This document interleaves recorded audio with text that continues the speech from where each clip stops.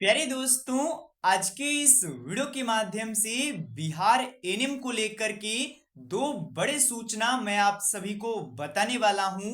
आप सभी के लिए बहुत ही इंपॉर्टेंट दो बड़े जानकारी निकल कर आ रहे हैं।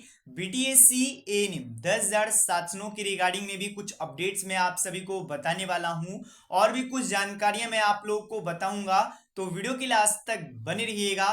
और जो भी स्टूडेंट्स इस चैनल पर नए आए हो, चैनल को सब्सक्राइब करके बेल नोटिफिकेशन ऑल सेट कर लीजिएगा। अब चलिए दोस्तों, जानकारी के ऊपर चलते हैं। तो सबसे पहले तो अपडेट देने वाला हूं बीटीएससी एएनएम 10,000 शासनों की रिगार्डिंग में। इसके बाद एक और सूचना यहां पर जारी हुआ है, वो उसके बारे में भी मैं आप लोगों को बताऊंगा।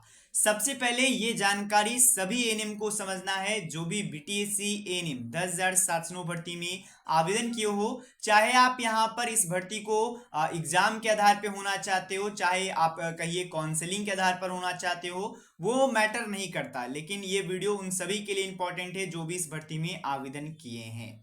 सबसे पहले तो मैं आपको बता देना चाहता हूं द स्टेट ऑफ बिहार यानी कि बिहार गवर्नमेंट, जी हाँ दोस्तों, बिहार गवर्नमेंट सुप्रीम कोर्ट में आ चुकी है। सुप्रीम कोर्ट में यहाँ पर केस फाइल कर दिया गया है। आप देख पाइएगा द बिहार जो स्टेट ऑफ बिहार और यहाँ पर अर्चना कुमारी। तो यहाँ पर नीचे आइएगा तो आपको देखने को मिलेगा कि डायरी नंबर और ये सब कुछ यहाँ पर फाइल कर दिया गया है 5/8/2024 यानी कि 5 अगस्त को ये फाइल किया गया है। अब इसका एसएलपी नंबर अभी के समय में उपलब्ध नहीं हुआ है, अभी एसएलपी नंबर नहीं आया है। अब आगे जैसे ही कोई अपडेट आएगा तो मैं आप लोगों को बता दूंगा। तो जैसा कि मैं आपको लगातार अपडेट दिया था कि यहाँ पर बिहार सरकार खुद भी यहाँ पर सुप्रीम कोर्ट में जाएगी। क्योंकि ये क्यों पता चल रहा था, क्योंकि अगर हाई कोर्ट ने फैसला दिया था तो यहाँ पर जो भी फैसला दिया गया था उसे पर काम करना चाहिए, लेकिन बिहार सरकार उस पर काम नहीं कर रही थी। और उसी समय उन्होंने बताया था कि हम लोग सुप्रीम कोर्ट में इस केस को लेकर के जाएंगे। वहीं से बात क्लियर था कि बिहार सरकार सुप्रीम कोर्ट जाएगी। और आज के डेट में एक तरीके से बोल सकते हो अब अगस्त में सुप्रीम कोर्ट में आ चुकी है। अभी के समय में एसएलपी नंबर नहीं मिला है, बाकी अब बहुत ही इंपॉर्टेंट यह एक तरीके से यह बहाली बहुत ही ऐसे फेज में आ चुका है कि अब इसका निर्णय केवल और केवल सुप्रीम कोर्ट ही कर सकती है। यानी कि अब जो भी डिसीजन आएगा, अब चाहे वो एग्जाम वालों के पक्ष में आए, चाहे वो संविदा यानी कि आप बोलिए काउंसलिंग के पक्ष में आए, सभी का डिसीजन अब सुप्रीम कोर्ट ही करने वाले हैं। क्या होगा क्या नहीं होगा, क्या सही है क्या गलत है, ये अब सुप्रीम कोर्ट इस पर न्याय देगी।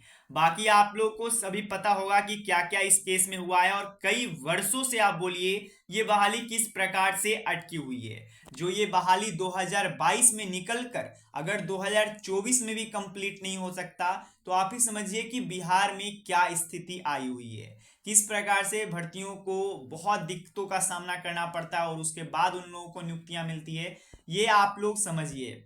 अब देखिए बहुत सारे लोग होंगे जो कि दोनों में क्वालिफाई होंगे, चाहे वो एग्जाम के हिसाब से भी क्वालिफाई होंगे, चाहे वो आप बोलिए काउंसलिंग के आधार पे।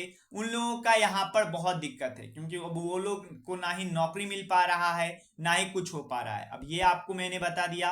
साथ में जो आपको मैंने बताया था कि जो क्वालिफाइड स्टूडेंट्स थे उन लोगों ने भी 6 एसएलपी किए हैं। 6 एसएलपी को सभी एक साथ मर्ज कर दिया गया है। उन लोगों का सुनवाई और एसएलपी नंबर सभी कुछ आया हुआ है, वो आप लोग को भी पता है।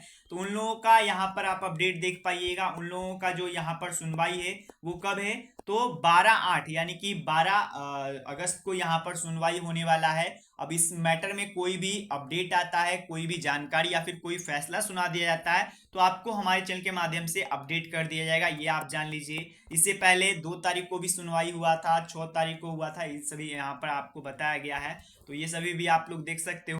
अब इसके बाद बात करने वाले हैं संविदा एएनएम के साथ एक बहुत ही दुर्व्यवहार किया गया है बीजेपी के नेता के द्वारा।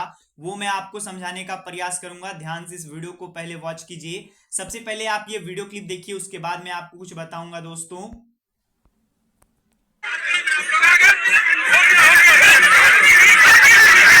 ये वीडियो कटिहार का है जहां संविदा स्वास्थ्य कर्मी को बीजेपी नेता गर्दन पकड़कर सामने से हटा रहे हैं, जिसके बाद स्वास्थ्य कर्मियों ने जमकर हंगामा किया। स्वास्थ्य कर्मी और भाजपा नेताओं के बीच हाथापाई भी हुई।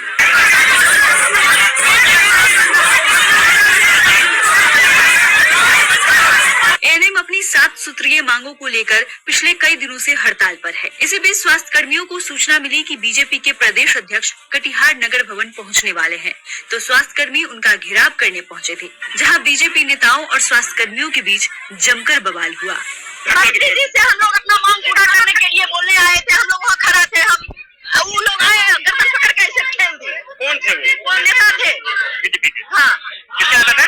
वही बीजेपी के। पूरा वीडियो देखने के लिए तो जैसा कि आपने समझा यहाँ पर दोस्तों, बाकी संविदा जो भी कर्मचारी हैं, एनएचएम कर्मचारी हैं, एएनएम हो गई, नर्सिंग कर्मचारी हो गई, सभी के सभी का यही मांग है कि एफआरएस रूल को जो लाया गया है उसे हटाया जाए और जो भी कर्मचारी हैं उन लोगों को अस्थायी किया जाए। जैसे कि ये बिहार नर्सिंग एसोसिएशन का है, तो यहाँ पर देखिएगा 7 मांगे हैं। उसमें से दूसरा मांग ये है कि पूर्व एएनएम का जो भी पुराने एएनएम है, जो भी जिनके पास एक्सपीरियंस हो चुका है, उन लोगों को स्थानीकरण यानी कि परमानेंट किया जाए।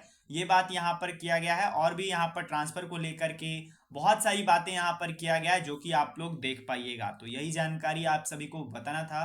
धन्यवाद दोस्तों, वीडियो देखने के लिए। मिलते हैं कोई में, तब तक के लिए गुड बाय।